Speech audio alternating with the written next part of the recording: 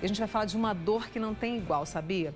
Quem tem tendinite sofre com muita dor. É uma inflamação que afeta os ombros, joelhos e atrapalha bastante. Agora vamos saber, né, o que leva a tendinite agora com o Dr. Vicente Carlos Macedo, ortopedista, que está aqui com a gente. Bom dia, Dr. Vicente. Bom dia, tudo bem, Mônica? Tudo bem, obrigada por ter vindo. Sabe que foi uma sugestão de telespectador nosso, né, que queria saber mais sobre a tendinite, que causa uma dor danada, né? A tendinite, ela acontece principalmente quando existe algum desequilíbrio entre a musculatura e a parte das articulações, principalmente em relação a ombro, cotovelo, punho, joelho. Então a gente tem uma tendência a ter às vezes o desequilíbrio da força muscular, o tendão vai envelhecendo, a parte em relação ao colágeno do tendão, ele perde um pouco daquela estrutura do próprio colágeno e aí a gente tem os fenômenos compressivos e as lesões por esforços repetitivos. Então é muito comum hoje no consultório do ortopedista a gente ter casos das várias tendinites e que são tendinites passíveis de tratamento, na maioria das vezes tratamento conservador, ou seja, não cirúrgico, mas se caso também for a necessidade de um procedimento cirúrgico, hoje as técnicas são bem assim efetivas em relação ao controle da dor no pós-operatório. Você falou de esforços repetitivos, isso é muito mais, a tendinite é comum a algumas profissões, doutor Vicente? Então, principalmente hoje em dia, em relação à questão do uso dos tablets, celulares, computadores e também a questão específica do sedentarismo. A associação do sedentarismo com essas atividades que são muito repetitivas, a gente tem realmente uma predisposição a alterar o colágeno do tendão e essa estrutura do colágeno do tendão é que vai realmente a longo prazo levar a um quadro de tendinite crônica. E também a predisposição genética de determinados pacientes em relação à questão principalmente do ombro e do punho, que o paciente pode ter a compressão da parte óssea em cima do tendão e aquela compressão ela causar realmente dano e a tendinite crônica em relação à questão da estrutura do colágeno do tendão. Então, assim, a predisposição genética e mais o movimento repetitivo, ele pode realmente contribuir para até romper totalmente o tendão. Nossa, e a dor deve ser insuportável, né, doutor Vicente? A dor insuportável e a questão da perda do movimento. Quando você tem uma lesão específica do supraespinhoso, que é o tendão principal do ombro, o paciente acaba perdendo o movimento de elevação do braço. E isso aí causa, além da dor, a perda parcial ou total do movimento. Por isso é preciso muito cuidado, né? Muito bem. Eu estou vendo aqui se o pessoal está mandando perguntas para a gente. Você pode participar com o doutor Vicente aqui, tá? 99897 1000, principalmente você que sugeriu aí o tema tendinite. A tendinite, quando diagnosticada, o tratamento pode ser cirúrgico, como o senhor disse, mas assim, quando o tratamento vem, a pessoa pode fazer exercício, algum tipo de exercício recomendado e a pessoa vai sentir menos dor, doutor Vicente? Então, aí tem que, o diagnóstico primeiro passa pelo tipo de tendinite. Então, por exemplo, se for uma tendinite do ombro, a gente precisa isolar qual que é o tendão que está com o problema, seja o supraespial, o infraespial ou subescapular. Aí você tem as medidas corretivas. Por exemplo, no ombro, quando a gente corrige a postura do paciente, que a gente fortalece o músculo da respiração e o paciente ele consegue melhorar a postura, ele automaticamente já vai aliviar a sobrecarga em cima dos tendões do ombro. A epicondilite, principalmente o paciente que digita muito, você colocar o suporte do punho para ficar numa posição mais anatômica e também as medidas fisioterápicas de gelo, anti-inflamatório tópico, local, a própria estimulação elétrica na fisioterapia pode ajudar na cicatrização. Por exemplo, tendinite do punho, que tem às vezes a compressão do tendão em cima do osso, geralmente a gente aplica o medicamento na bainha do tendão para ele poder enxugar o tamanho do tendão e ele correr e fazer o movimento livre do processo inflamatório do tendão. Então, existem medidas conservadoras, na maioria das vezes, que são medidas que resolvem o problema do paciente.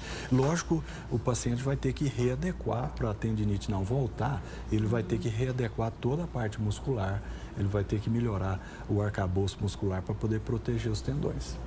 Doutor Vicente continua com a gente aqui agora, ele falou sobre um pouco, né, do tratamento, aquele suporte, né, para o pulso, para quem digita demais, que é interessante, para tratar as dores, o inchaço, porque causa muito inchaço também, né, doutor Vicente? Dependendo do ponto, né, a gente consegue visualizar, às vezes até um aumento.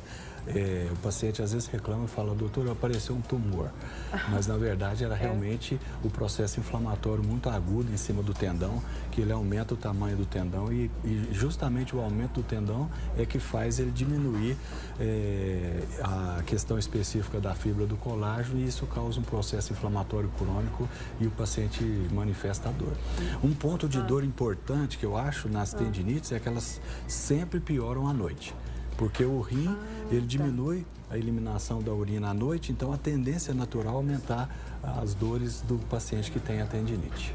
Chegou uma aqui para a gente começar, enquanto eu vou avaliar as outras. Tendinite e bursite é a mesma coisa? Então, a tendinite, ela acontece no tendão. A bursite, ela acontece numa bolsa que a gente tem protetora, que é uma bolsa microscópica, que ela é o primeiro sinal da tendinite. Na verdade, o organismo cria essa bolsa para proteger o tendão.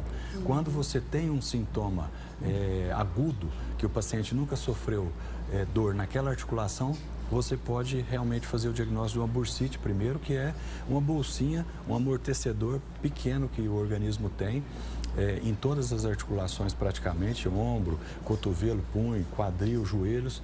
Essa bolsa, ela protege. Quando ela inflama, é que tem um sinal que realmente vai comprometer o tendão no futuro. Nossa, tem que São ficar... duas coisas parecidas, mas que uma é, na verdade, diferente da outra.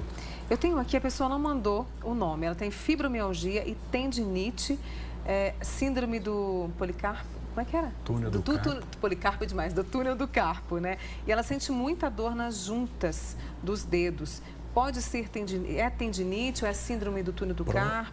Provavelmente é a síndrome do túnel do carpo, que é um acontecimento de um fenômeno compressivo nessa região do punho e a gente precisa realmente o diagnóstico com a eletroneuromiografia, que vai mostrar se existe lesão do axônio, do nervo. Se já houver lesão do axônio do nervo, é porque essa compressão é de tratamento cirúrgico. Então, ela não resolve conservadoramente.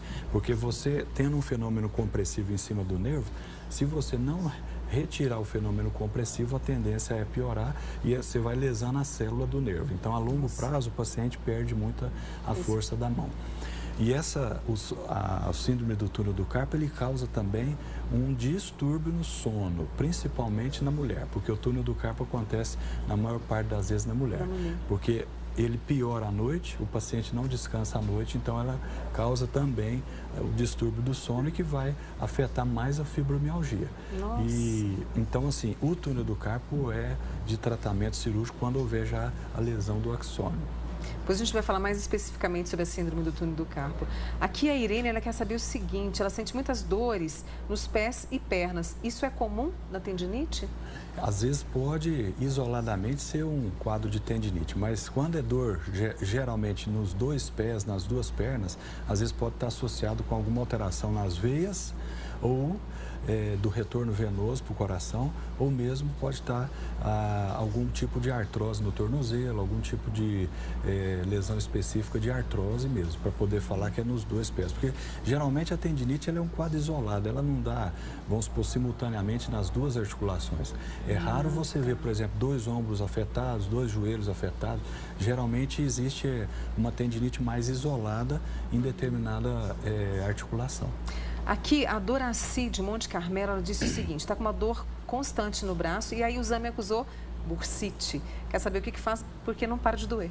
Então, a bursite, o tratamento é medicamentoso, fisioterápico e correção da postura, porque geralmente o paciente pode ter alteração na articulação da ponta da clavícula e essa ponta da clavícula, ela pode, às vezes o paciente nasce com ela mais ganchosa e aí o tendão passa em cima dela e com o fenômeno da queda da postura, ou seja, a gente chama de postura pobre, ou seja, o paciente pode desenvolver realmente o quadro da bursite e da tendinite.